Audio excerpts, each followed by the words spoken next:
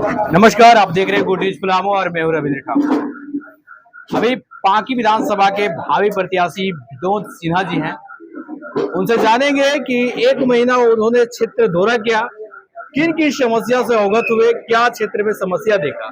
विनोद सिन्हा जी, आप एक महीने से लगातार क्षेत्र भ्रमण कर रहे हैं, क्या समस्या देखने को मिला? देखिए, सबसे पहले तो यहाँ की सड़कों की स्थिति काफी जर्जर है और लोग अपने आप को काफी उपेक्षित महसूस कर रहे हैं, ठगासा महसूस कर रहे हैं।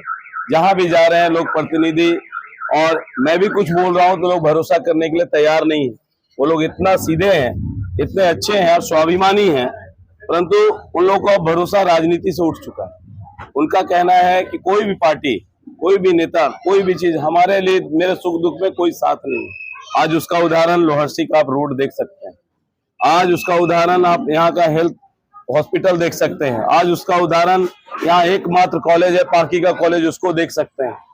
जब शिक्षा, स्वास्थ्य और मूलभूत सुविधा, पेयजल का समस्या हर एक जगह है, जो मूलभूत सुविधा है उससे भी लोग वंचित हैं।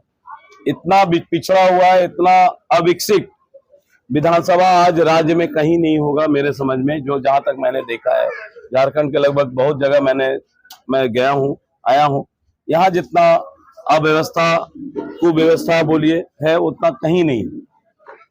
कल पांकी विधानसभा को आप 2 एम्बुलेंस दिए अपने तरफ से, जो स्वास्थ्य के लिए काफी जर्जर व्यवस्था मानी जाती है पांकी विधानसभा।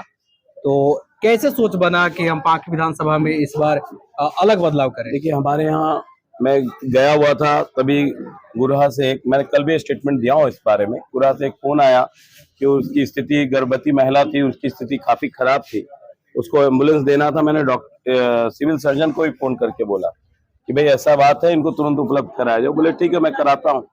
लेकिन वो सुबह 5 बजे, सब मैं पता किया कि पहुंचा कि नहीं पहुंचा, अभी आ रहा है। 5 बजे सुबह में, तभी मुझे बहुत रोना सा महसूस हुआ कि क्या स्थिति है यहाँ। लोग आज जान का परवाह नहीं कर रहे हैं। जब जान ही नहीं है तो कैसा जहान।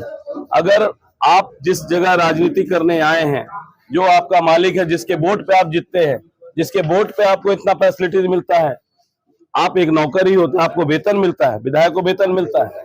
विधायक को वेतन मिलता है तो नौकर ही है ना, वो सरकारी नौकर ही होता है। उसका काम है अपने मालिक का सेवा करना।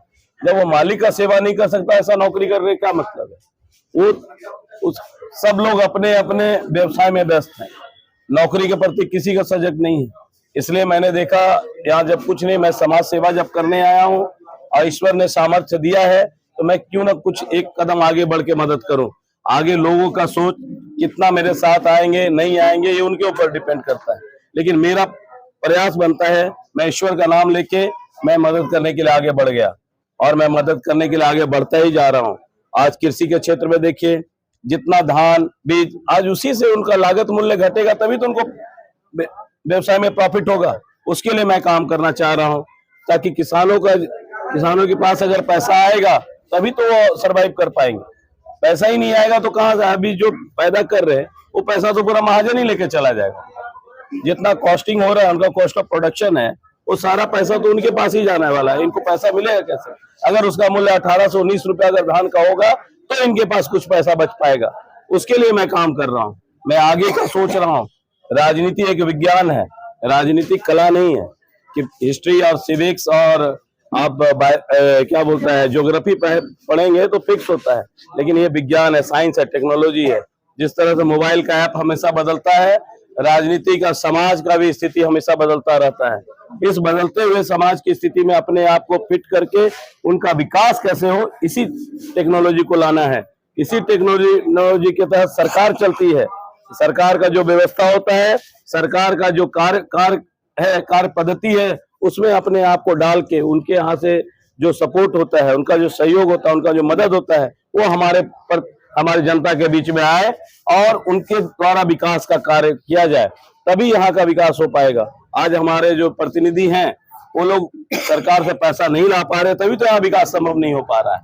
आज यहाँ बराज बंद है, आज रोड का स्थिति ये है, हॉस्पिटल बंद है, कॉलेज बंद है। आप बताओ विकास कहाँ है? आप तो पत्रकार हो, आप तो सब जगह घूम रहे हो, आप लोग को इस पे चलाना चाहिए कि क्या वस्तु स्थिति चल रही है यहाँ की। यहाँ के सरकार के पास भी आपको देना चाहिए, आपका रांची ऑफिस है वहां देना चाहिए कि देखिए यहाँ ये स्थिति है।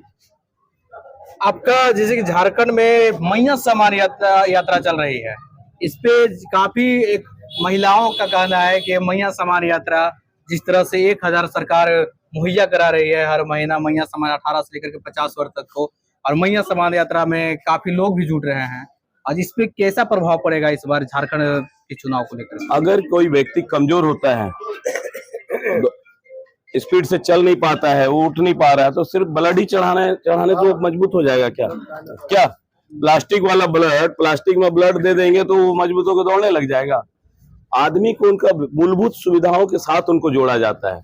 उनका प्रॉफिट कैसे बढ़े, उनका आय कैसे बढ़े, उसके लिए 1000 रुपया कोई ला के दे देगा तो एक प्लास्टिक का ब्लड वाला टाइप का है ना, कि आप कमजोरी फील करे लाइए आपको ब्लड चढ़ा देते हैं, आप मोटा हो जाइएगा, होइएगा क्या? गलत बोल रहे भाई साहब।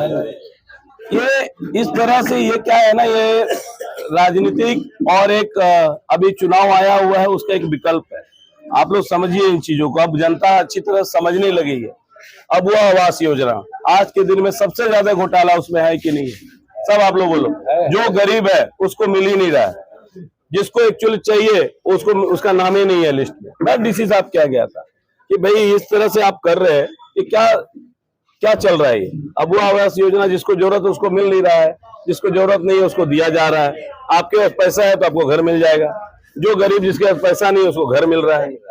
क्या जो गरीब है उसको मिल रहा है? जाइए आप गाँव का, मैं तो हर जगह घूम रहा हूँ, वृद्धा पेंशन के लिए लोग परेशान है। ये सब क्या है? ये अव्यवस्था ही है ना, या हम लोगों की सोच की कमी है, हमारे लोग जागरूक नहीं है, इसलिए ये सब हो रहा है। ये सबको हम लोग बदलेंगे और पार्टी बदलाव के लिए पूरी तरह तैयार है। आप देखिएगा आने वाले चुनाव, अब तो ज्यादा दिन नहीं बचा, बहुत जल्दी बदलेगा पार्टी। जब लोग कहते थे सोने के आभूषण में कभी पारदर्शिता नहीं हो सकती, लेकिन आज 100% वापसी का भरोसा सोना महल से ले रहे हैं। हमने करके दिखाया। लोगों को विश्वास नहीं था कि सोने चांदी के आभूषण कभी EMI पर ले सकते हैं, लेकिन आज हमारे सभी ब्रांच में लोग अपने मनपसंद जेवर EMI पर ले रहे हैं। हमने करके दिखाया। असंभव वाली चीज, सोने के आभूषण की बुकिंग के बाद अगर भाव कम हो जाते हैं तो ज्वेलर्स कम हुआ भाव देने से घबराते थे, लेकिन आज सोना महल से लोग अपने गहने की बुकिंग के बाद भाव कम होने पर कम हुआ रेट ही ले रहे हैं। हमने करके दिखाया। जब लोग डायमंड ज्वेलरी ज्यादा दाम सोचकर नहीं ले पाते थे, आज हमारे शोरूम में 6000 रुपए से शुरू डायमंड प्रोडक्ट ले रहे हैं।